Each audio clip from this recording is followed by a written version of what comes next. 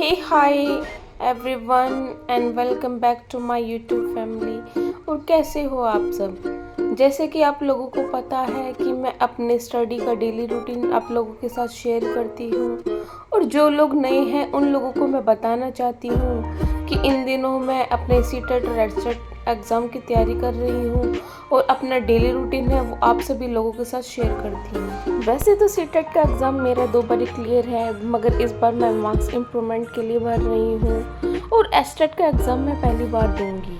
और इस एग्ज़ाम के लिए मैं बहुत ज़्यादा हार्ड वर्क कर रही हूँ, क्योंकि इन्हीं एग्ज़ामों के ऊपर आगे आने वाली वैकेंसी है वो डिपेंड करती है कि मैं उनमें अप्लाई कर पाऊँगी या नहीं कर पाऊँगी।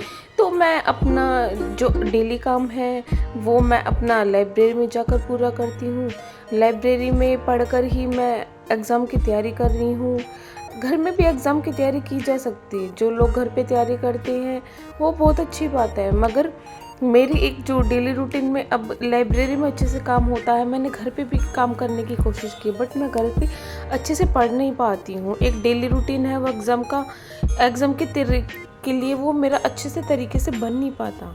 खैर, काम तो कहीं भी किया जा सकता है, घर हो या लाइब्रेरी। काम करना ज़रूरी है, हार्ड वर्क करना ज़रूरी है, और हार्ड वर्क से ज़्यादा स्मार्ट वर्क बहुत ज़रूरी है। तो मैं अपने दिन की शुरुआत सबसे पहले हरियाणा का करंट अफेयर करके करती हूँ, और मुझे बहुत अच्छा लगता है कि जब मैं नई नई चीज़ें पढ़ती हूँ। मैंने हरियाणा करंट अफेयर की क्लास ली, तो उसके बाद मैं एक मॉक देती हूँ हरियाणा करंट अफेयर से रिलेटेड, जो मैंने अपनी तरफ से बेस्ट किया और मुझे बहुत सारी चीज़ें हैं वो जानने को मिली। फिर जब मैंने मॉक टेस्ट दिया और उसके बाद मैंने उसको एनालिसिस किया कि मेरी कहाँ गलती थी कहाँ नहीं थी। फिर वो करने के बाद मैं दूसरी क्लास स्टार्ट करती हूँ, और ये क्लास होती है रीजनिंग की।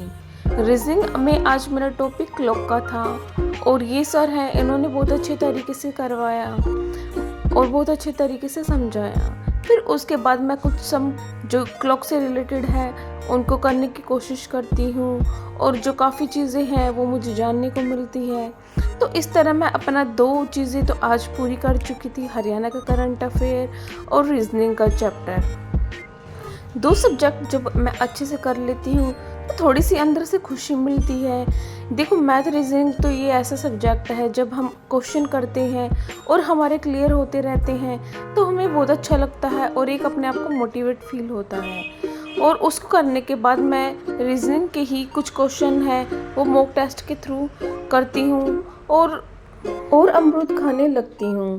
फिर मेरी नज़र पड़ती है 7 वाले टेबल पर, और उस पर एक बहुत प्यारी सी घड़ी रखी हुई थी। ये मुझे बहुत ही देखने में बड़ी सुंदर सी लग रही थी, तो मुझे लगा चलो आप लोगों को भी दिखाती हूँ कि आप लोगों को कैसी लगी ये वॉच। तो मुझे कमेंट करके बताइएगा।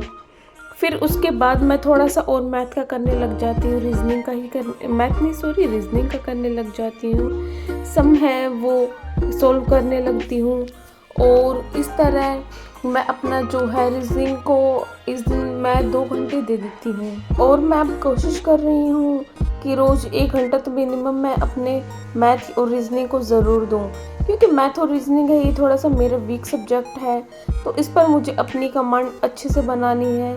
तो उसके लिए मैं थोड़ा सा और ज़्यादा हार्ड वर्क कर रही हूँ, और फिर मैं चेक करती हूँ कि चलो आज मैंने 3 सब्जेक्ट अच्छे से करे, जिसको करने के बाद मुझे सेटिस्फेक्शन हुआ।